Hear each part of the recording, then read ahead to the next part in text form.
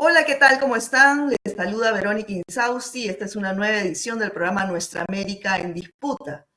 Bueno, América Latina es la región más desigual del mundo y no solamente hablamos en temas monetarios, donde las grandes mayorías tienen muy poco contra un puñado de personas pues que concentra la gran mayoría de riqueza. Estamos hablando también pues de economías ilegales, de especulación financiera, crimen organizado, el avance de las ultraderechas, el autoritarismo, el patriarcado en guerra contra las mujeres, en fin, los crímenes de odio contra la comunidad LGTBIQ+, y una serie de plagas que nos afectan todos los días. Pero no todo está perdido. Las luchas de los movimientos sociales y de la sociedad civil cada vez más articulados y consolidados en nuestra región, pues nos dan esperanzas en la construcción de un mundo más equitativo y en paz.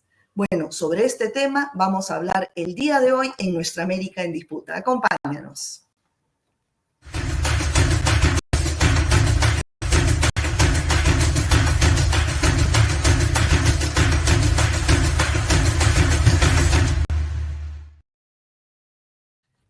Hola, ¿qué tal? ¿Cómo están? Bienvenidos a esta nueva edición del programa Nuestra América en Disputa. Estamos en vivo y en simultáneo por las cadenas de NTV Noticias, Huayca, CDC Ecuador y CD Trabajo Colombia. Como les comentaba, esta semana se han reunido más de 50 representantes de organizaciones sociales y de la sociedad civil, que son organizaciones parte y aliadas de la Red Latinoamericana por Justicia Económica y Social Latindad. Estas organizaciones participantes actualizaron una agenda tanto de demandas de la sociedad civil como también propuestas para gobiernos y los congresos de nuestra región, ¿no? Estamos hablando de temas de justicia fiscal, justicia climática, nueva arquitectura financiera, economías transformadoras e integración.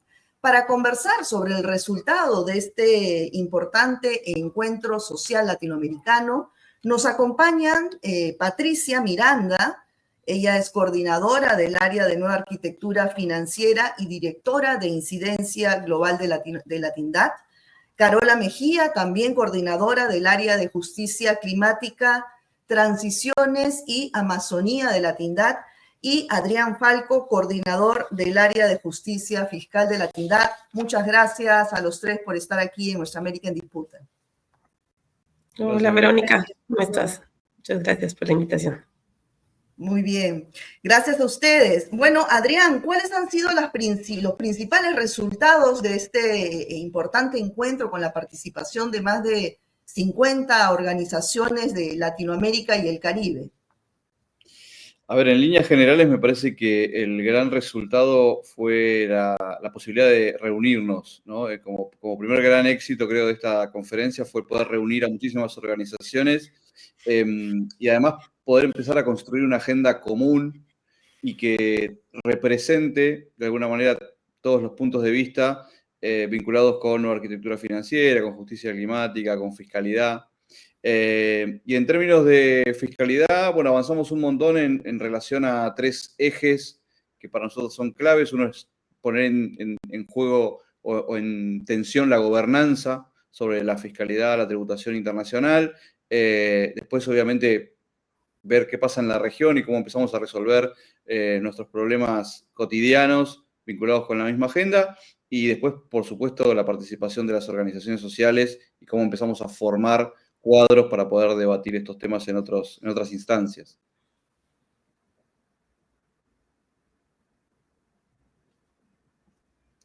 Estás con el micrófono apagado, me parece. Perdón.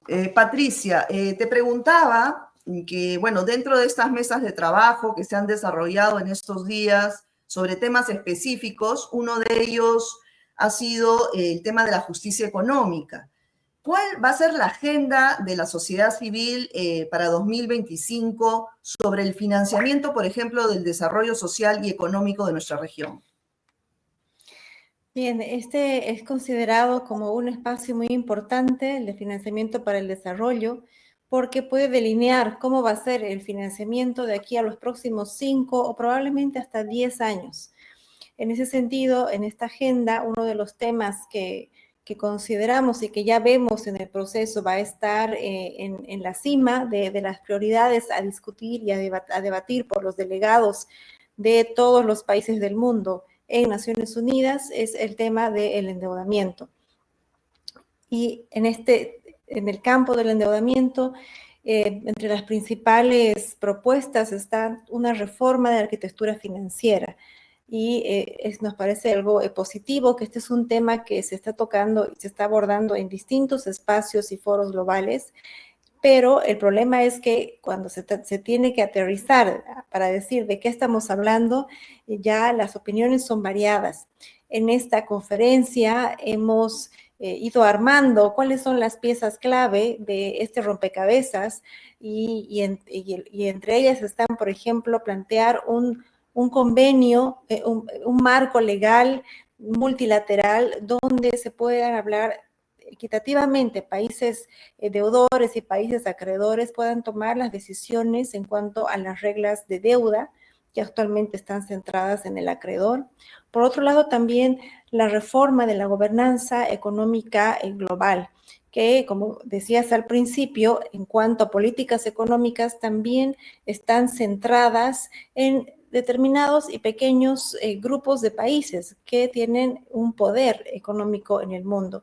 Entonces, una reforma en la que los países del sur puedan tener una mayor participación, puedan tener mayor voz en tomar estas decisiones, va a ser muy importante y, por supuesto, desde América Latina, ¿no? Como países de ingreso medio que muchas veces quedan relegados de las políticas económicas globales, sobre todo en momentos de crisis donde tenemos también una mayor necesidad de, por ejemplo, acceder a financiamiento concesional.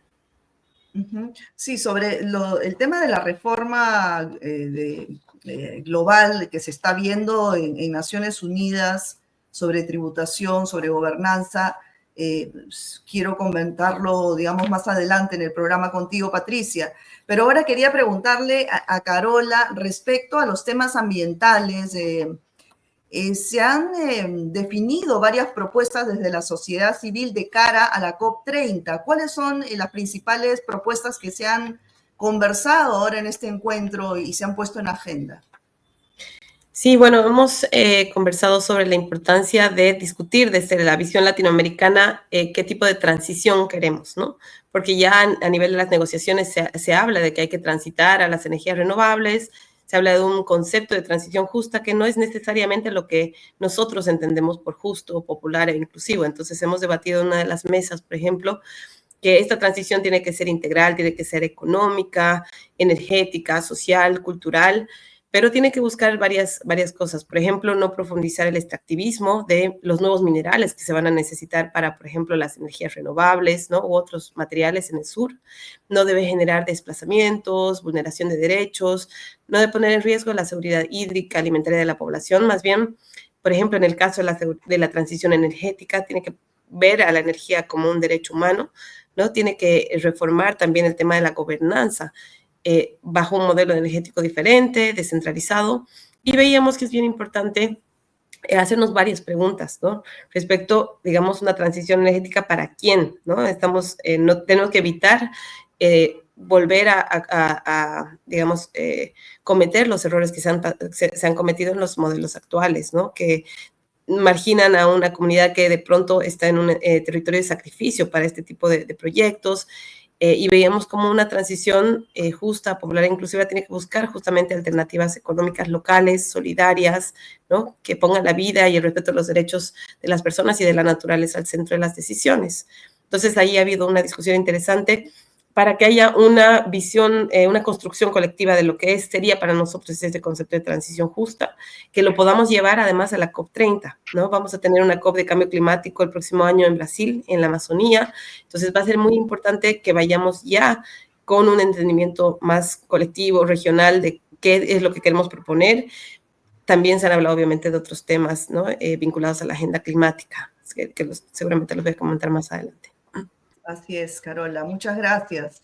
Adrián, yo te escuché decir en una de tus exposiciones dentro de este encuentro que los niveles de evasión tributaria en nuestra región representan alrededor del 7% del PBI, ¿no? Y está alojado la mayoría en paraísos fiscales. Pero esto es una cifra de terror. O sea, ¿cuántas cosas se podrían hacer en materia de educación, de salud, en fin, con esta evasión tributaria de la región? ¿Qué reformas fiscales estructurales urgentes se deben poner en marcha desde los gobiernos, ¿no? Según lo que plantea la sociedad civil. Sí, déjame incorporar también, el dato que das es correcto, pero déjame incorporar también el dato respecto del gasto tributario, o sea, la renuncia de recaudación que hacen los países por otorgar exoneraciones, exenciones a grandes empresas, que representa exactamente lo que la región invierte en educación, cerca del 5% de su PBI. Wow. Y en algunos países, digo esto es en líneas generales, pero en algunos países puede incluso duplicar o triplicar el presupuesto educativo, el dinero que los países dejan de recaudar por exoneraciones. A ver, lo que nosotros venimos planteando muy fuertemente es transparencia. Ese es el grito que creo que hay que dar, más allá de reformas específicas y recaudatorias, como un impuesto a las grandes fortunas, que también lo venimos impulsando, pero creemos que el hecho de otorgarle transparencia a un sistema que nació y se sostiene de manera opaca, justamente porque eso facilita el sacar los recursos, esconderlos en paraísos fiscales, creo que los mecanismos de transparencia podrían ayudar a los países a recaudar más y a recaudar mejor. Saber quiénes son los dueños de las embarcaciones, los dueños de la tierra, los dueños de los inmuebles, los dueños de las cuentas bancarias. Esa información es central y muy útil a la hora de poder diseñar una política tributaria que pueda echar mano a esos recursos. Hay intercambio de información entre países, se firman todo el tiempo, pero hay un dato que casi siempre se escapa, que es, bueno, ok, firmamos intercambios de información, pero ¿cuál es el impacto real en la recaudación de esos intercambios de información que estamos firmando? Es decir, la información llega a nuestros países y ¿qué tratamiento le damos? ¿Cuál es el impacto real en la recaudación de ese intercambio de información? Bueno, ese es el dato que todavía está ahí un poco difuso, porque es verdad que se firman muchos intercambios de información, pero el impacto real y concreto en la recaudación no se ve. Entonces, digo, los reportes país por país, los intercambios automáticos de información, los registros globales de activos son absolutamente necesarios si queremos empezar a hablar de un impuesto a los superricos, si queremos hablar de impuesto a la herencia, si queremos hablar de impuesto predial, si queremos hablar de cualquier tipo de impuesto que requiera cobrarles a los que más tienen. Bueno, definitivamente hay mucho que hacer y reestructurar y la idea es la incidencia política en los gobiernos, en los congresos, que es lo que se ha planteado en este encuentro, ¿no? Ahora, respecto a, Patricia, a las organizaciones de la sociedad civil cuando hablan de que se requiere un financiamiento sin deuda, ¿a qué se refieren con eso? ¿De qué formas podría ser posible un financiamiento sin deuda? Bueno, esto es muy importante porque el peso de la deuda en nuestros países es cada vez más alto. América Latina está destinando el 35% de su recaudación tributaria en el pago de la deuda. O otra forma de verlo es que la cantidad que estamos pagando por el servicio de la deuda es el doble del gasto en educación, el doble del gasto en salud y de protección social. Entonces, son medidas de alguna manera de austeridad que priorizan el pago de la deuda. Por lo tanto, tener acceso a financiamiento que no tenga un costo, que pueda ser concesional, es muy importante. Y entre las principales propuestas está la emisión de derechos especiales de giro.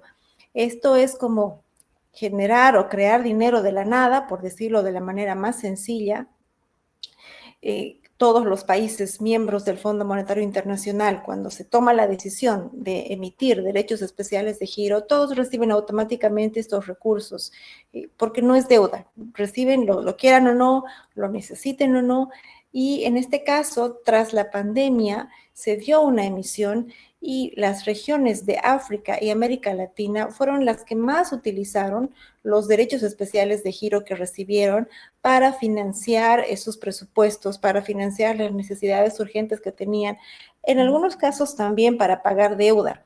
De todas maneras, el no utilizar recursos tributarios para pagar la deuda también es positivo en este caso. Los derechos especiales de giro no se amortizan, no se devuelven y en determinados casos, según el monto que se haya utilizado, es posible que se pague una tasa de interés. Sin embargo, esta tasa de interés está muy por debajo de las tasas de interés actuales a las que accedemos. Otro financiamiento concesional es, por ejemplo, que no tiene ningún costo, son las donaciones, la ayuda oficial para el desarrollo. Sin embargo, América Latina, por ser considerada una región con países de ingreso medio, prácticamente no recibe este tipo de cooperación en la misma medida que otras regiones. Por lo tanto, no es tan significativo y no existen otras fuentes para la región. Por lo tanto, en este contexto de crisis múltiple, es muy importante que se puedan habilitar este tipo de iniciativas que se ha demostrado que ha sido muy favorable para muchos países del sur, para sus presupuestos, y es inmediato, no se necesita elaborar proyectos y acceder a un crédito como si fueran endeudamiento. Es más ágil y dependiendo de lo ágil que sea y de la practicidad de las normas internas que tenga un país, pueden utilizar casi de inmediato en presupuestos y en gastos esenciales. Muy bien. Carola, y otro de los puntos claves que se ha tocado en este encuentro es el tema de la soberanía y la seguridad alimentaria desde la perspectiva de género y climática, ¿no? ¿Qué retos enfrentamos en América Latina y el Caribe respecto a este tema? Bueno, este es un tema bastante serio que se ha exacerbado justo por los impactos de la crisis climática, ¿no? Cada vez hay más sequías, inundaciones, heladas que atentan, digamos, y afectan la producción de alimentos. Hay una población muy grande que sufre temas de hambre, de desnutrición en la región y son temas que son críticos y urgentes de atender, ¿no? Y se ha visto cómo desde la visión, digamos, de la economía feminista y del cuidado, hay ya, digamos, algunas prácticas que ponen justamente estas resistencias, esta búsqueda de resiliencia en el tema alimentario como una prioridad, ¿no? Para el cuidado de la salud de las comunidades, de las familias. Entonces se ha visto esta como una práctica muy importante. Sí se ha debatido mucho el término tal vez de seguridad y soberanía. Incluso se proponía el tema de autonomía alimentaria, ¿no? Porque es importante que las personas puedan generar su propio alimento. En muchos casos es también como una fuente de subsistencia, ¿no? La venta de estos alimentos. Entonces, se ha visto que no hay, lamentablemente, mucho apoyo a estos sectores y que se necesita más bien promover, digamos, y en el G20 ha habido un digamos, reconocimiento del tema. Se ha lanzado, creo, una campaña igual contra el hambre, ¿no? Que busca tratar de garantizar esa soberanía alimentaria que es muy importante para nuestra población. Así es. Adrián, y respecto al sistema tributario internacional, mencionabas también que ha quedado pues totalmente desfasado, ¿no? Y justamente, y bueno, ya lo adelantaba Patricia, que Naciones Unidas, digamos, está haciendo una reforma en ese sentido, ¿no? Tributaria, pero digamos tiene sus tiempos, ¿no? No es que sea inmediata, eso es un proceso, digamos, a mediano plazo. Cuéntanos cómo va ese tema, tanto en Naciones Unidas, esta reforma global, y también hablando de la plataforma de tributación concretamente para América Latina y el Caribe. Sí, lo que decíamos es que es un sistema absolutamente obsoleto, pero pensaba recién cuando te escuchaba, Como decía Bourdieu, la clase alta está cada día más linda. Me parece que en este caso el sistema tributario está cada día más obsoleto, ¿no? Es como que no hay una respuesta concreta a reformas justamente porque es lo que sirve es el sostenimiento del sistema, no reformarlo. Reformarlo no es ganancia para aquellos que lo sostienen y que lo impulsan.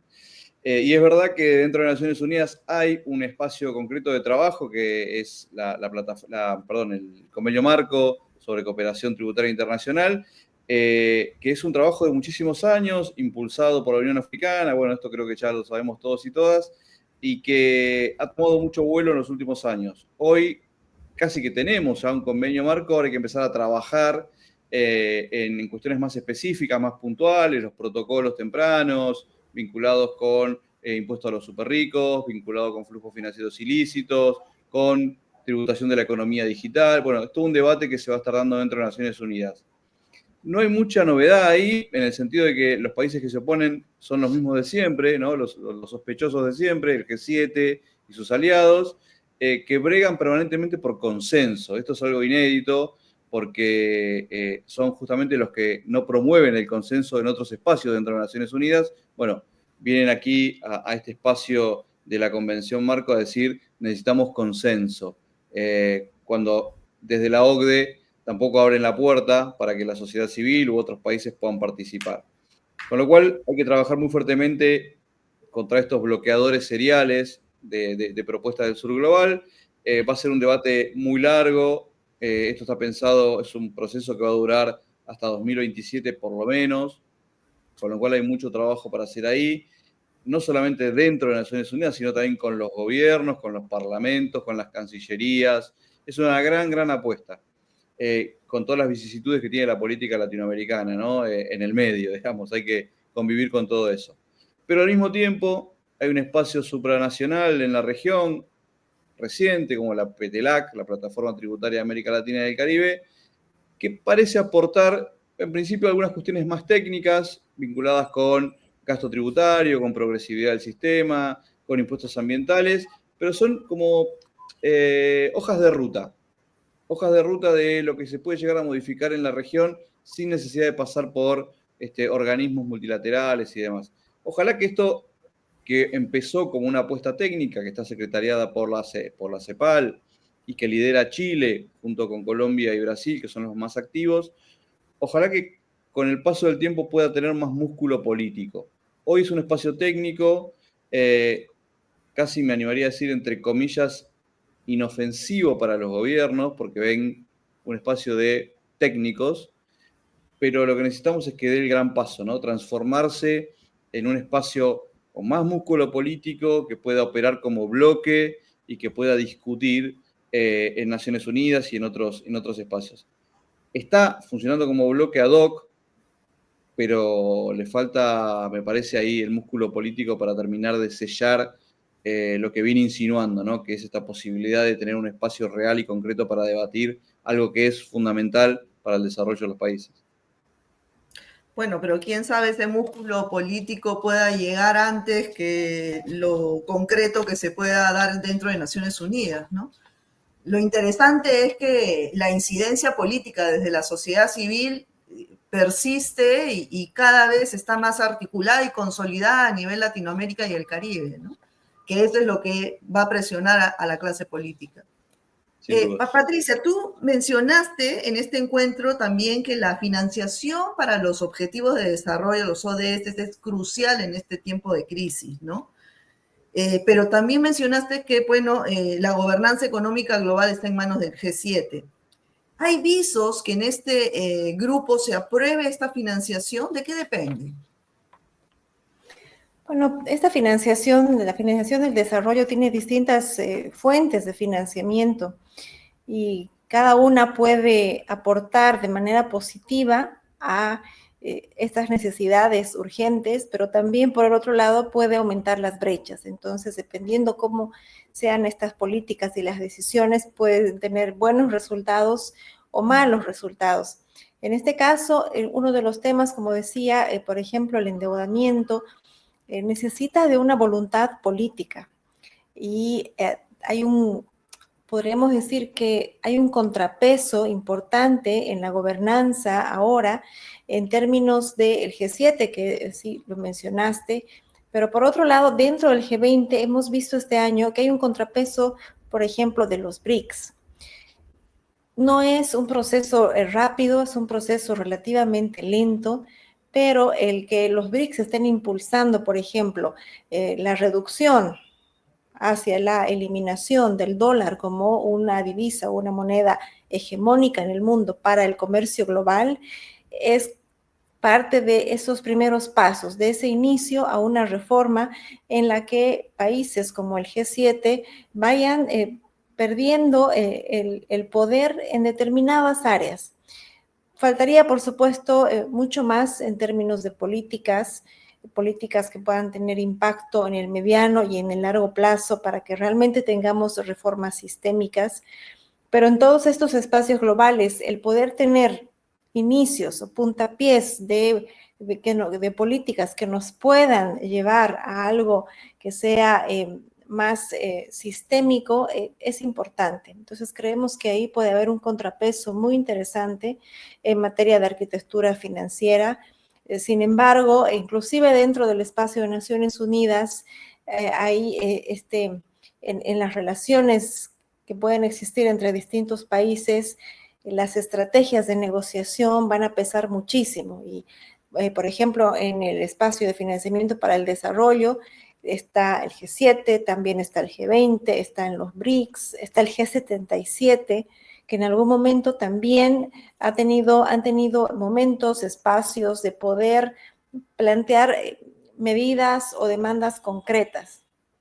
Entonces es un proceso de negociación que va a ser muy importante, muy estratégico, y el rol de la sociedad civil en influir, influenciar, incidir en nuestros gobiernos, en nuestros países, en la región, para que puedan tener por lo menos algunas propuestas conjuntas y ponerse de acuerdo como bloque, podría ser realmente muy relevante para cumplir la Agenda 2030, pero también otras agendas como la agenda climática.